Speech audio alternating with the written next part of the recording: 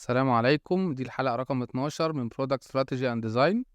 النهاردة معانا محمود جمال هيكلمنا عن البراندنج وعلاقته بال Product Design. ازيك يا عبد الرحمن، اخبارك؟ مبدئيا انا مبسوط ان انا موجود معاك النهارده في البودكاست اللذيذ ده. انا محمود جمال، بشتغل براندنج بقالي almost 7 سنين. آه، اشتغلت في ايجنسيز وورلد وايد، يعني اشتغلت في اماكن بره الريجن خالص، واشتغلت في مكان في السعودية فترة، وبعد كده سبته واشتغلت في مكان في الامارات فترة برضو. وحاليا انا بستراكشر ماي اون ايجنسي فور سبيشالي، يعني البراندنج ديفلوبمنت للناس، whether بقى it's visually or of a business perspective يعني. ف بس مش عارف اقول ايه تاني ممكن اعبر عن نفسي بيه يعني. إلا بقى. طيب النهاردة طبعا انتوا عارفين البراندنج يعني له يعني أهمية خاصة فيما يخص موضوع البرودكت. لما أنا ببقى بعمل برودكت ويب ابلكيشن، موبايل ابلكيشن، هبدأ إن أنا هسوق له، هيخش عليه كاستمرز. فموضوع البراند دي بتبقى أول حاجة يعني بيشوفها أو بيسمعها حتى الكاستمر من أول النيمينج. يعني هو بيبدأ يسمع والله ده في ستارت اب اسمها كذا أو في ابلكيشن اسمه كذا، فمن أول الاسم بيبدأ الموضوع ده يشده أو ما يشدوش. ففي ناس كتير بتهمل حتة البراندنج، بيقول لك مش مهم مثلا مش مهم البراندنج، مش مهم نهتم او نعمل لوجو كده، يعني ممكن يبقى شكله حلو بس مش مهم بقى يبقى وراه استراتيجي او الكلام ده كله. يعني مش مهم نعمل براندنج بجد، على اساس ان ده مثلا ممكن يكلف واحنا لسه في الاول وكلام زي كده. فاحنا عايزين نعرف يعني اولا في شوية مصطلحات علشان نفهم حتة البراندنج استراتيجي. يعني بتتطاير كده في الافق، ما بنعرفها ما بنفهمهاش قوي. حته يعني ايه مثلا مسجنج، يعني ايه يقول لك البراند وراه ستوري. الستوري اللي ورا البراند يعني ايه؟ يعني ايه ستوري؟ يعني حدوته قبل النوم ولا ايه الستوري دي؟ المسج، الستوري، البوزيشننج، يعني يقول لك البوزيشننج ده مش عارف ماله positioning. فالمصطلحات المختلفة، يعني قول لنا اهم المصطلحات اللي احنا محتاجين كناس شغالين في البرودكت، برودكت ستراتيجيست، برودكت ديزاينرز، برودكت مانجرز، نفهم ايه المصطلحات دي يعني بتدل على ايه يعني. بص، هو احنا مينلي لما بنيجي نعمل براندنج، قبل اي مصطلحات او قبل اي حاجه لازم يبقى فيه معانا تصور لان البيزنس اللي احنا بنعمله ده هو عامل ازاي. لازم سواء هو الاونر او مالتيبل اونرز بيبقوا شغالين على البراندنج ده، فهو بيبقى فيه ناس كتير او بيبقى فيه معلومات كتير لازم تبقى defined already قبل ما نخش في البوينت بتاعه البراندنج. الداتا اللي احنا بنجمعها دي بعد كده بتشكل لنا البراند. قبل ما نخش في حتة ان ايه التعريفات او ايه المصطلحات اللي احنا بنتعامل معاها في البراندنج، سواء الاستراتيجي او في حاجات تكنيكال او حاجات كونسبتشوال، بس احنا محتاجين نعرف يعني ايه براند اصلا. وده مش بيتطبق في حته البرودكت ديزاين بس، هو بيتطبق في اي براندنج احنا ممكن نعمله او اي بيزنس بيبقى موجود على ارض الواقع. البراند مش مجرد لوجو، مش مجرد منتج بينزل، مش مجرد مسجنج او مجرد كلمه بتتكتب. البراند هو نتاج كل حاجات كتيره جدا مجتمعه. في ناس بتعرف البراندنج على ان هو ريبيوتيشن معموله عند الناس موجوده في السوق، مثلا محققه نجاح بقدر معين او خلافه. وفي ناس بتعرف البراند على ان هو طريقه تواصل مع الناس مرتبطه بحاجه معينه بشكل معين. ففي الاول وفي الاخر هي لما بتيجي في دماغها ان هي محتاجه سيرفيس كذا او برودكت كذا، هي بتروح للبراند ده. هي دي الفكره في البراند. البراند في الاول وفي الاخر هو احنا بنعامله على ان هو زي بني ادم. احنا بنعرف له شخصيته وبنعرف له تفاصيله، وبعد كده بنخلي الناس تتعامل معاه بالشكل اللي احنا عايزين الناس تتعامل بيه معاه، وهو كمان يتعامل مع الناس ازاي عشان يبقى تعامل كده رايح جاي بينه وبين الناس، عشان في الاخر نوصل للاهداف اللي احنا عايزين نحققها من وراء اي براندنج احنا بنعمله.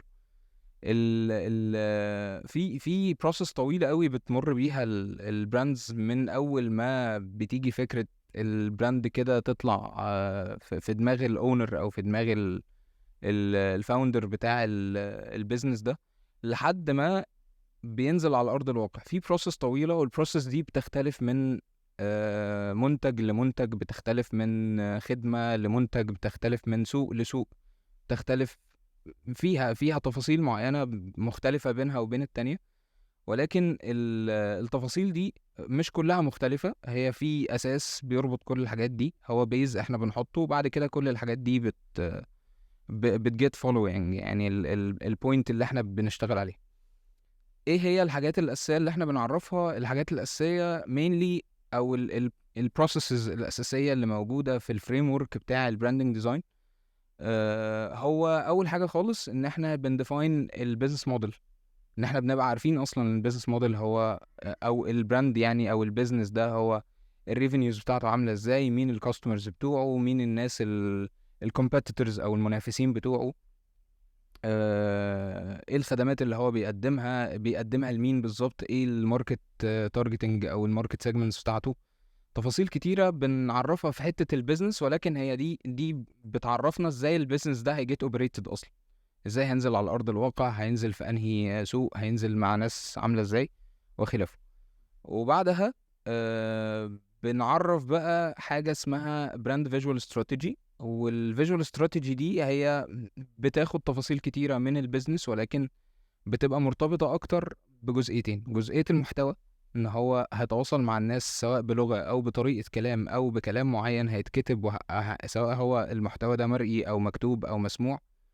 و بعد كده وحاجة تانية بتبقى مربوطة بالجزئية دي، وهي جزئية الحاجات اللي مرتبطة احنا بنسميها في شغلنا اللوك اند فيل. اللوك اند فيل دي اللي هي الحاجات اللي بتظهر للناس وشعور الناس تجاهها قبل ما تبقى حقيقية. احنا بنعرف الكلام ده عشان بعد كده نبقى عارفين لما هنيجي نديزاين هنبقى عارفين احنا بنديزاين ايه بالظبط، واللي احنا بنعمله ده هو هيبقى الامباكت او المردود بتاعه عند الناس عامل ازاي. البراندنج عامة هو one of the most complex fields في الديزاين. واحد من أعقد ال التخصصات المجالات أو التخصصات اللي موجودة في الديزاين. وبناء عليها هو مربوط بحاجات كتيرة جدا، مربوط بالبيزنس ومربوط بالتسويق أو الماركتينج، مربوط بالسايكولوجي، علم النفس وعلم الاجتماع والتفاصيل الاقتصادية بتاعت البلاد، وتفاصيل كتيرة جدا احنا بنبقى حاطينها في اعتبارنا واحنا بنشتغل. ولكن الحاجات دي مش لازم ندسكس او نناقش الحاجات دي كلها مع الاونرز، هو كله بيبقى اوير بكل حاجة، ولكن في تفاصيل معينة هي دي اللي بتفرق معانا، هي دي بعد كده اللي احنا بنهتم بيها يعني.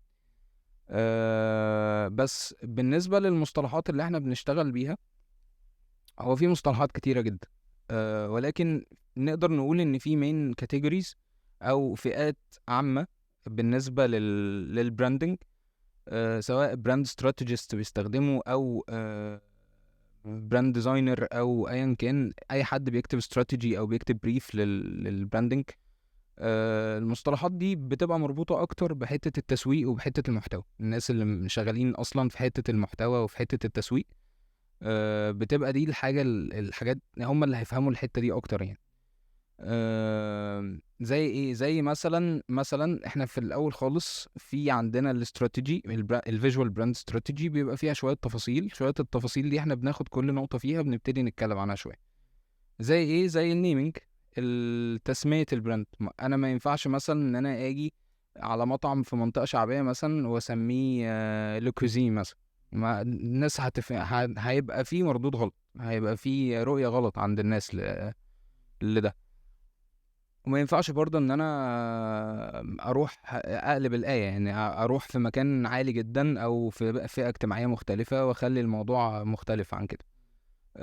فالتسمية مهمة جدا، بتبقى مربوطة بالثقافات بتاعت الناس بطريقة تخيلات الناس للأسماء دي، وإزاي او نقدر نقول معاني الكلمات اللي بنسمي بيها البراندز دي عند الناس، سواء هي ديجيتال برودكت او فيزيكال برودكت او ديجيتال سيرفيس او فيزيكال سيرفيس. وبعد التسمية طبعا بتبقى مبنية على حاجات كتيرة في التسويق. يعني احنا التسمية بالنسبة لنا بتبقى تقريبا اخر حاجة احنا بنشتغل عليها. احنا كنا اشتغلنا مع بعض في بروجكت قبل كده، وكانت التسمية تقريبا اخر حاجة خالص. بعد ما خلصنا الاستراتيجي كلها، بعد كده ابتدينا نفكر بقى في الاسم ممكن يكون عامل ازاي، وابتدينا نحط احتمالات للاسم. اول حاجة خالص بنعرفها هو البراند ده بتاع ايه اصلا، هو بيعمل ايه. وبيبقى عندنا من اهم الحاجات اللي بتعرف شخصية البراند هي البراند ستوري. البراند ستوري من وجهة نظري انا دايما بشوف البراندز على ان هي especially يعني ال newly established brands، البراندز اللي لسه معمولة قريب، بشوفها ان هي زي الاطفال الصغيرة. انت محتاج تسميه، ومحتاج تعرفه ازاي يتكلم، ومحتاج تعرف البراند ده على حقيقته يعني. فهو احنا والله مثلا البراند ده موجود في الحتة الفلانية بقاله قد كذا سنة، بيعمل خدمات 1 2 3 ومربوط بكذا كذا كذا، او رؤية الاونر او الفاوندر بتاعه وهو بينشئه كانت كذا كذا كذا كذا. فدي تفاصيل لازم نحققها في الاول. وبعد كده لو هو براند قديم او بقاله سنة او سنتين، او even لو في محاولات للبراند ده، او هو مربوط بشركة او حاجة، كل الحاجات دي بالنسبة لنا بتبقى محطوطة في حتة البراند هيريتج، اللي هو التاريخ بتاع البراند. زي براندز مثلا بتاعة الفاشن موجودة من سنة 1800 مش عارف وكام، وبتقدم خدمات عاملة ازاي، والستوري بتاعتها كانت ايه، والاونر كان بيعمل حاجات هاندلي كرافتد ومش حاجات زي كده. وشوية تفاصيل تانية زي خصائص شخصية البراند، اللي هي البراند بيرسوناليتي او البراند كاركترستكس. وفي ناس تانية بتسميها البراند بيلرز، اللي هي المين كي ووردز اللي ممكن تعبر عن البراند لو احنا قصدنا على بوينت زي كده يعني. وتفاصيل تانية زي الكونتنت بتاع البراند او الكوميونيكيشن، احنا بنسميه كوميونيكيشن لان هو زي ما قلنا، هو الكوميونيكيشن بالنسبة لنا ممكن يبقى verbal، ممكن يبقى written، ممكن يبقى audio، ممكن يبقى فيجوال، ممكن فيديو يعني، او صور، او مكتوب الناس تقرأ مسجز مثلا، او كونتنت محطوط على بوست مثلا على السوشيال ميديا، او مقال او حاجة. وممكن يبقى في مسموعة زي البودكاست اللي احنا بنسجله دلوقتي. وهكذا بنحدد اللغة اللي احنا هنتعامل بيها. انا مثلا هتعامل مع اجانب، الاجانب دول اللغة اللي انا هتعامل معاهم بيها هتكون عاملة ازاي، سواء انجليزي او اي لغة تانية. هتعامل مع عرب، العرب دول من انهي منطقة ولغتهم عاملة ازاي، والله انا هتعامل معاهم بلهجة فورمال، ولا هتعامل معاهم بلهجة شعبية، ولا هتعامل معاهم بلهجة تبدو فيها إيحاءات معينة، كلام معين ممكن يكون مربوط بمناطق معينة. في براندز كتيرة في مصر طلعت وبتتعامل دلوقتي باللانجوج دي أو باللهجات دي عشان تقرب للناس أكتر. وهكذا تفاصيل كتير بنحققها. بنشوف برضو من ضمن التفاصيل دي الناس اللي بيتعاملوا مع البراند بيكونوا هم مين أصلا، شخصياتهم واجتماعياتهم، التفاصيل حتى المهنية بتاعتهم بتكون عاملة ازاي، ثقافتهم هم ايه الأفكار اللي في دماغهم، عشان بعد كده نشوف نظبط بقى الحتة اللي كنا اتكلمنا عنها بتاعت اللوك اند فيل، الحتة بتاعت انا هطلع فيجوال في الاخر، او هطلع براند في الاخر. البراند ده هيتواصل موستلي عن طريق حاجة هتتشاف. فالحاجة اللي هتتشاف دي هتكون شكلها عامل ازاي، والناس بعد كده هترياكت عليها ازاي، او هيبقى رد فعلها عليها عامل ازاي. بس بالنسبة يعني في تفاصيل طبعا في الماركتينج زي البوزيشننج، زي المسجنج، زي الحاجات دي موستلي برضو بتبقى مرتبطة بحتة الكوميونيكيشن اكتر. المسجنج كل واحد مننا يعني ليه هدف وليه رسالة بيقدمها في الدنيا دي. فبرضو البراندز نفس القصة، هو كل براند بيبقى ليه قصة وليه هدف معين وليه حاجات هو نازل يحققها، سواء هي أهداف ربحية أو أهداف اجتماعية أو أيا كانت الأهداف، أو حتى إن هو يقدم خدمة بس بشكل نظيف مش أكتر. البوزيشننج، احنا لما بنيجي نشتغل في البراندنج ممكن يبقى ليه تعريف تاني او اسم تاني في تخصص تاني يعني. ولكن البوزيشننج بالنسبه لنا هو البراند ده هيبقى موجود on a digital platform ولا هيبقى موجود على مكان فيزيكال.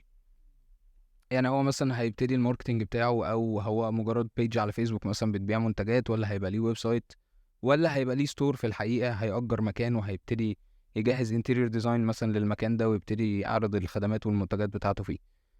بس لو في مصطلحات تانية قول لي وندردش فيها. بس اعتقد ان احنا كده غطينا جزئية البراند استراتيجي بشكل لذيذ يعني.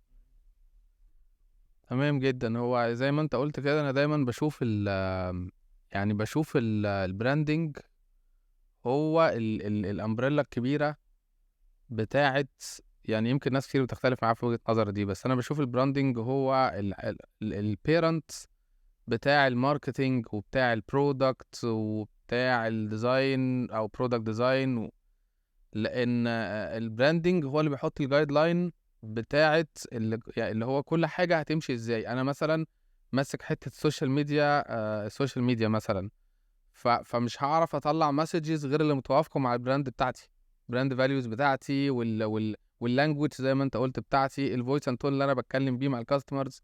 لازم يبقى كونسيستنت. يعني ما ينفعش مره اتكلم مثلا بشكل فيري فورمال، ومره تانية مثلا يلاقيني بتكلم بطريقه مثلا ف... اه الكونسيستنسي دي في الاخر بتحقق لنا حاجة اسمها البراند ايمج. م- البراند ايمج هي ان انا اخش عند الفيسبوك تشانل او الفيسبوك بيج الاقيها هي نفس كل حاجه، او كل الحاجات اللي معرفه التشانل دي الاقيها في انستجرام، الاقيها في يوتيوب، الاقيها على سناب شات لو انا بتكلم على سوشيال ميديا، الاقيها في الويب سايت لو في ويب سايت. نفس الحاجات اللي موجوده دي هي طريقه الكلام في التليفون لو انا كلمت حد من خدمه العملاء، لو انا رحت الستور عندهم. هي الكونسيستنت براند ايمج دي بتخلي الناس بتعلي طبعا فكره اللويالتي. ودي نقطه احنا ما اتكلمناش عليها، حته ان البراندنج في الاخر ال الهدف الاساسي ورا المفهوم بتاع البراندنج هو حته ان احنا بنعمل اصلا براندنج ليه؟ عشان في الاخر نبيع اكتر. بكل صراحه، حتى لو في خدمات هي خدمات اجتماعيه، ولكن احنا عايزين نزود او نوسع النطاق بتاع تأثير الخدمات دي. فمعناه ان احنا بنبيع المنتجات اكتر، بنبيع الخدمات دي اكتر. فالخدمات دي اكتر هتحصل امتى؟ فكرة ان احنا نبيع خدمات اكتر بتحصل لما ناس اكتر بيتعاملوا مع البراند وبيرشحوه لناس اكتر. في براندز كتيرة جدا جدا قايمة على فكرة الورد اوف ماوث، ان هو هو تجربته مع البراند كويسة فبقى يسوق للبراند ده من غير اصلا ما يطلع له اي كوميشن او اي حاجة مادية يعني. ولما الناس بتيجي تتعامل مع البراند فبتلاقي نفس البوينت اللي اتكلمنا فيها اللي هي consistent brand image، بيبتدي يرتبط بالبراند وبيبتدي النطاق يوسع، سواء هنزود مبيعات، سواء هنزود تأثير الخدمات اللي احنا بنقدمها، سواء هي خدمات اجتماعية او مساعدات او خلافه. عشان كده كل الناس بقت بتتجه لحتة البراندنج، ان احنا عايزين نوحد الدنيا عشان عايزين نوسع النطاق اللي احنا بنشتغل فيه، عشان في النهاية نبقى بنوفر اللي احنا بنعمله ده اكتر. بس بالظبط. فزي ما كنا بنقول كده، يعني البراندنج بيبقى انا دلوقتي الكوميونيكيشن كله ما بين السوشيال ميديا المختلفة بيرجع للبراندنج، البرودكت ديزاين والكلام اللي هيبقى في الويب سايت او في الموبايل ابليكيشن بيرجع للبراندنج، طبيعة الفيتشرز اللي هنحطها اللي بتخاطب كاستمرز معينين بيرجع للبراندنج، ال ال يعني كل الحاجات المختلفة، كل يعني الدوائر المختلفة بيبقى الأصل بتاعها أو الرجوع فيها للبراند جايد لاينز عشان تبقى كلها كونسيستنت مع بعض، ما يبقاش ده حاجة وده حاجة وده حاجة. فأنا النهاردة هبدأ براند. البوزيشننج عندنا احنا في البرودكت هو بيبقى عبارة عن أنا البراند دي هتبقى فين في وسط الكومبيتورز بتوعي. يعني انا ببقى بوزيشند فين، انا في الحته مثلا المور بروفيشنال، ولا انا زي فلان بس مثلا محترف اكتر، او زي فلان بس مثلا ارخص حتة، او زي فلان بس بريميوم اكتر، او فانت فين، انت بتبوزيشن نفسك فين في دماغ اليوزر او في دماغ الكاستمر في وسط الكومبيتيتورز اللي هم بتوعي، يعني نفس الكومبيتيتورز بتوع البراند دي. ف فين بقى يعني احنا امتى، يعني براندنج طبعا زي ما احنا بنتكلم فيه كده موضوع كبير ومحتاج ناس بروفيشنال تشتغل فيه، وفي قله توعيه فيه. يعني في برضو الحته اللي احنا برضو من حته الكونسيستنسي، اللي هي حته لو احنا بقى كناس بتوع برودكت ديزاين تحديدا، يعني بيبقى عندك مثلا لو انت بتعمل اكتر من برودكت لنفس البراند، فاحنا عندنا حاجه اسمها ديزاين سيستم، اللي هو على لو انت خدت جوجل مثلا كمثال، هتلاقي مثلا ان جيميل شبه جوجل مابس شبه كذا، في ديزاين سيستم ما بينهم موحد. الكلام ده ما كانش موجود مثلا من 10 15 سنه، ما كانش فيه ديزاين سيستم موحد، كنت تلاقي برودكتس مختلف. كان يمكن ابل هي اول حد عمل حكايه ان هو كل المنتجات بتاعتها موحده. والديزاين سيستم ده برضه بيبقى راجع للبراندنج في الاخر، يعني البيز بتاعه في الاخر براندنج. فعشان كل الحاجات دي فانا بقى ككاستمر بتعامل مع ابل مثلا، فلو رحت الستور بلاقي نفس اللي انت مسميه لوك اند فيل مثلا. لو كلمت حد في الكاستمر سبورت، لو عملت انبوكسنج لبرودكت، بلاقي نفس المينيمال فيل، وبلاقي نفس يعني نفس الفيلينج موحد ما بين كل البرودكتس وما بين كل الانتراكشنز ما بيني وما بين البراند دي. وات ايفر ايه هي الانتراكشن اللي انا بعملها براند دي، سواء بشتري برودكت، سواء بانبوكس برودكت، سواء بتعامل مع الكاستمر سبورت، سواء بتبقى اللغة أو الإحساس بتاعها موحد. السؤال بقى، أنا النهاردة ببدأ برودكت بسيط، يعني ببدأ شركة صغيرة، إمكانياتي محدودة. إيه اللي أنا يعني طبعا أكيد مش هعرف أعمل أو يعني مش هعرف أعين أحسن براند ايجنسي أو أحسن حد بروفيشنال. ف... فإزاي أبدأ؟ يعني احنا عندنا المبدأ بتاع اللين موديل، اللي هو انا ببدأ تاتا تاتا، يعني زي ما احنا بنقول. فازاي ابدأ في البراندنج برضو بشكل بسيط؟ يعني ازاي اهتم بالبراندنج وانا معيش بادجت من الاخر يعني؟ بص، هي البوينت دي خاصة يعني يطول الكلام فيها جدا. لان لو جينا لاي خطوة في تنفيذ اي مشروع، احنا هنبقى محتاجين براندنج معانا. ولكن البراندنج زي ما اتكلمنا ان هو امبريلا بيشمل تفاصيل كتيرة جدا جدا تحتيه. ففي تفاصيل بتبقى معرفة في البداية، سواء التفاصيل دي حد بروفيشنال عاملها او لا، فهي بتبقى زي خط كده الواحد ماشي عليه واحدة واحدة عشان ينفذ اللي هو عايز يعمله. في تفصيلة مهمة جدا في البروسيس بتاعة البرودكت ديزاين نفسها، وهي ان انت اصلا تعمل حاجة viable للناس. انت في الاول وفي الاخر انت عايز حاجة تنجح، بس انت مش عارف ان الحاجة دي هتنجح ولا لا. فاغلب السوفت وير برودكتس في الاول خالص بيجي يعمل حاجة اسمها MVP. الام في بي ده اللي هو ايه؟ minimum viable product. هو اقل تفاصيل ممكن ينزل بيها يتعامل مع الناس، والتفاصيل دي في الاخر هتثبت له ان الشغل اللي هو بيعمله ده صح، ان الفكره اللي معاه دي هي ممكن تنجح. احنا قبل الام في بي احنا ممكن ما نبقاش محتاجين براندنج اصلا، لان احنا قبل الام في بي او في خلال مرحله الام في بي احنا مش محتاجين ان يبقى في بقى بيز ضخمه جدا على السوشيال ميديا والادز تبقى شكلها عامل ازاي ومش عارف ايه. او لو جينا يعني اتكلمنا accurately، احنا مش محتاجين professional branding فيها بالظبط. فاحنا مش محتاجين نهاير ايجنسي، مش محتاجين نهاير مثلا حد كرييتيف دايركتور مثلا يعمل لنا براندنج، مش محتاجين نقعد بقى بروسس طويله ناخد البروسس بتاعه البراندنج عشان نظبط كل حاجه فيها. مش محتاجين ده خالص. في تولز كتيره جدا دلوقتي ممكن نستخدمها. كانفا بيجنريت لوجوز اصلا.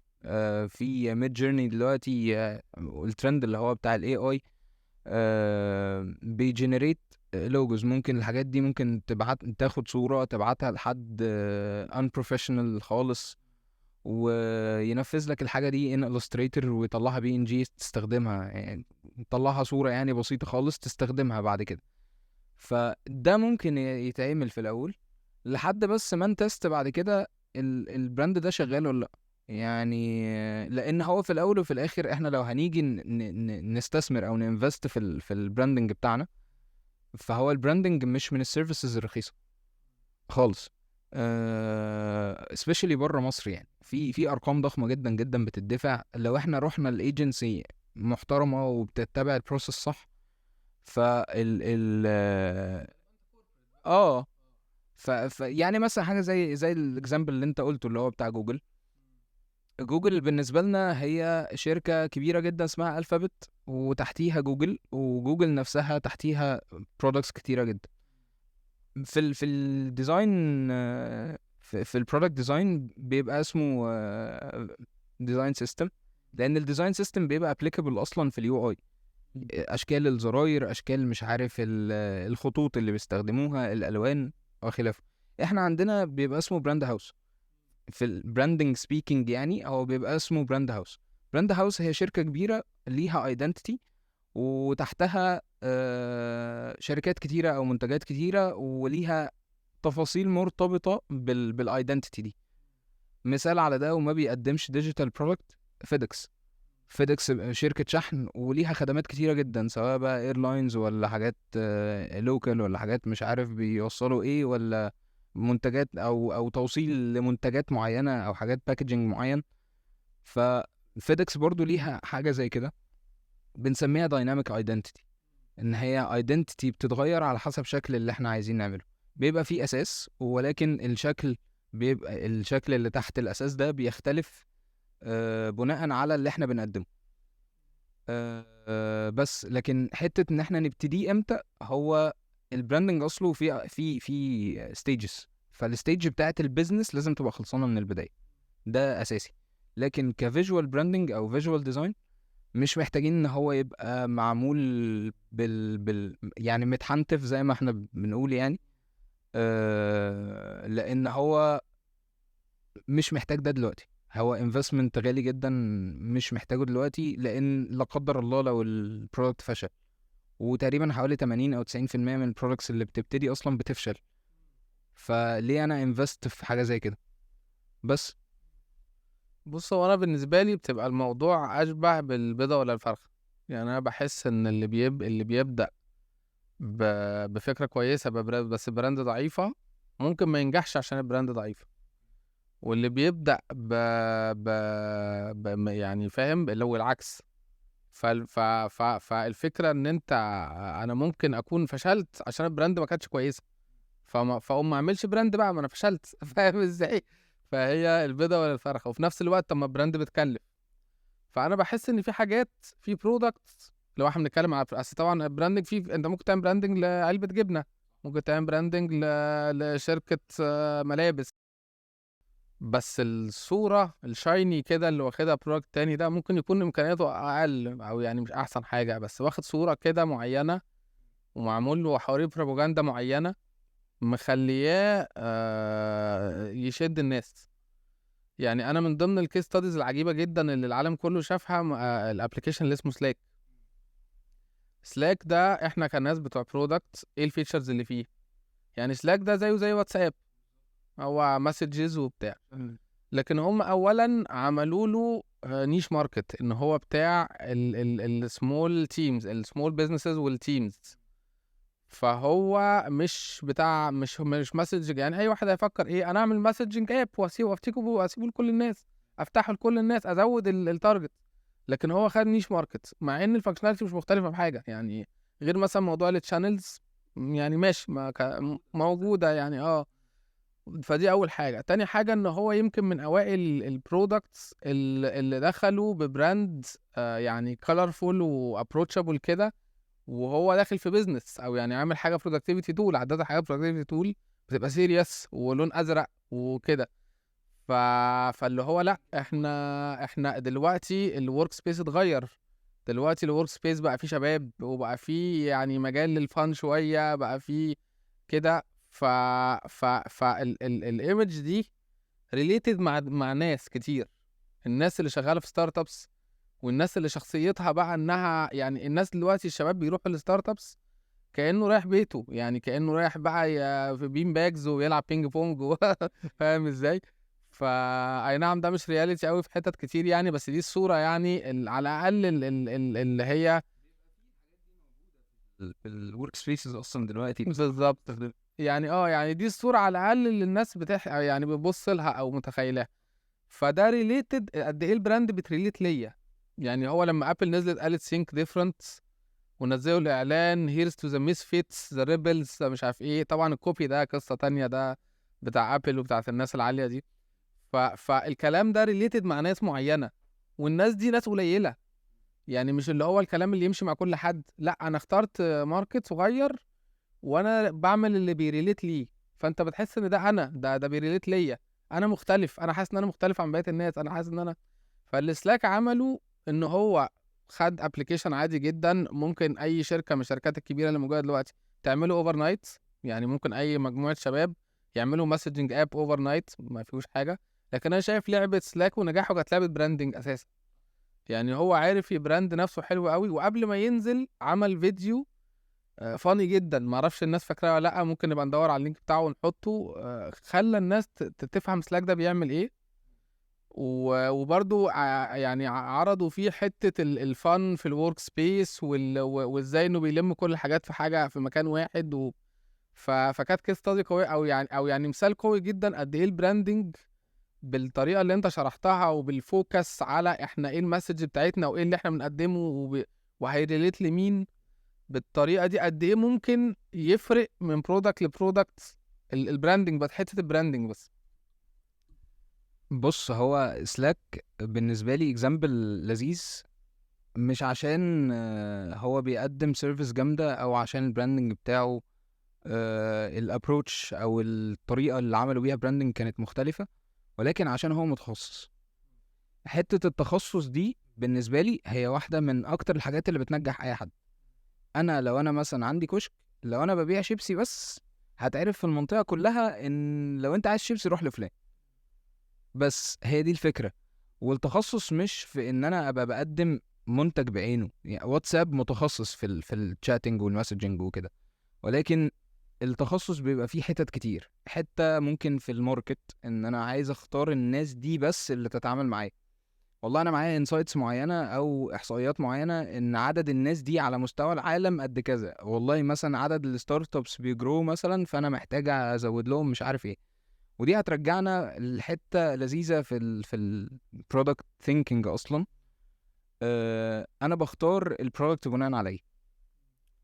البرودكتس بالنسبه لنا دايما هي مشاكل موجوده، حد بيحط لها حل بيسهل على الناس حياتهم. في مشاكل كتيره جدا جدا مقابلانا في حياتنا، والناس متعايشه عادي، والناس ما تعرفش ان عندها المشاكل دي اصلا. لكن لما حد بيجي هايلايت على مشكله معينه، دي مشكله موجوده وخد حل ليها، ده بينجح. المشكله دي تبقى لامسه الناس فعلا، لان هو الناس دايما لما بتيجي تشتري حاجه هي ما بتشتريش بدماغها خالص. انا مثلا هشتري العربيه دي عشان العربيه دي فيها مثلا سيفتي زياده لعيالي، فساعتها انا هبقى عارف انا بشتري دي ليه بدماغي. لكن لا، انا اصلا ايه الدرايف ورا السيل بتاع العربيه دي؟ هو ان البني ادم ده عايز يحافظ على عياله، فمشاعره هي اللي شغاله. فدايما السيلينج بوينت بتبقى في حته ان انت تلمس حاجه هيومن عند الناس، حاجه رياليستيك عند الناس. دايما البرودكتس او السيرفيسز اللي بتقدم حاجه زي كده بتبقى قريبه قوي للناس، بتخاطب الناس بلهجه وبطريقه قريبه منهم. هي دي اللي بتنجح، هي دي اللي بتقول لا، انا هنا انا قادر اوفر للناس حاجه تفيدهم حتى لو هي ما تفيدهمش عادي.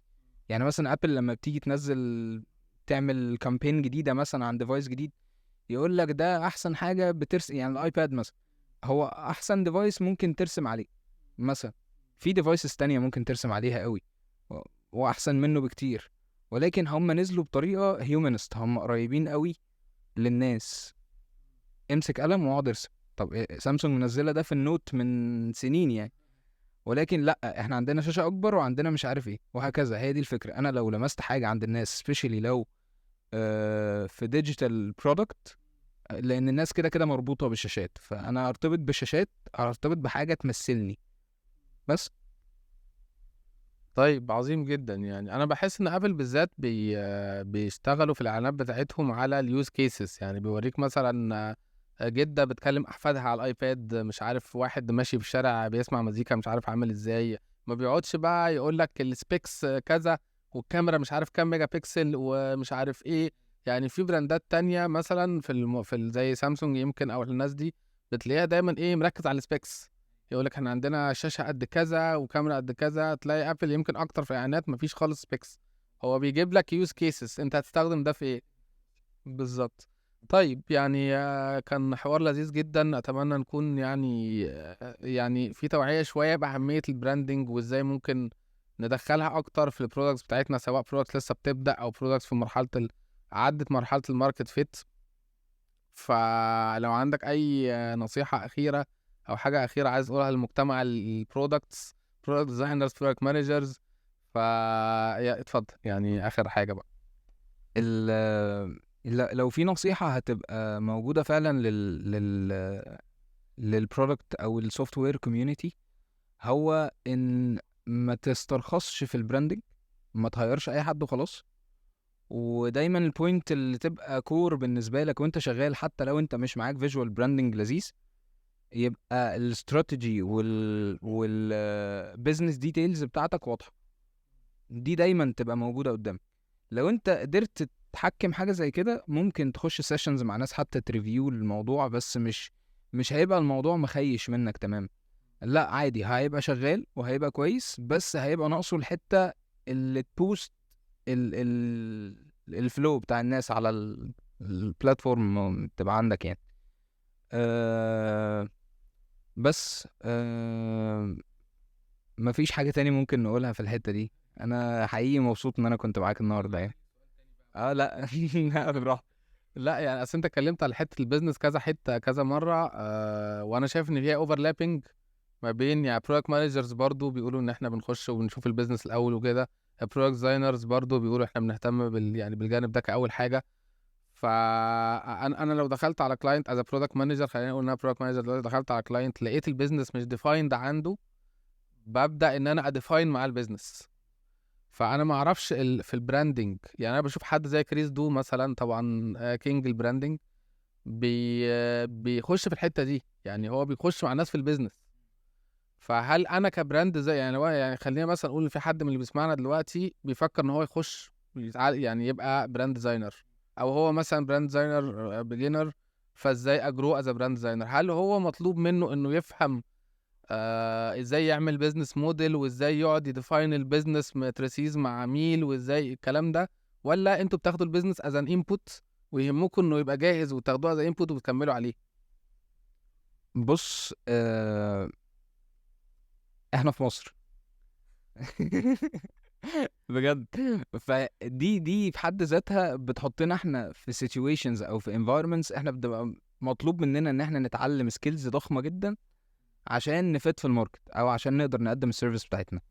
الagencies برّه مصر بيبقى فيها business developer وبيبقى فيها brand developer وبيبقى فيها حد brand strategist وبيبقى فيها brand designer أو حد متخصص في الbranding، وما بيبقاش حتى في الbranding generalist، يعني لأ بيبقى واحد متخصص مثلًا في نوع معين من أنواع رسوم الtypography.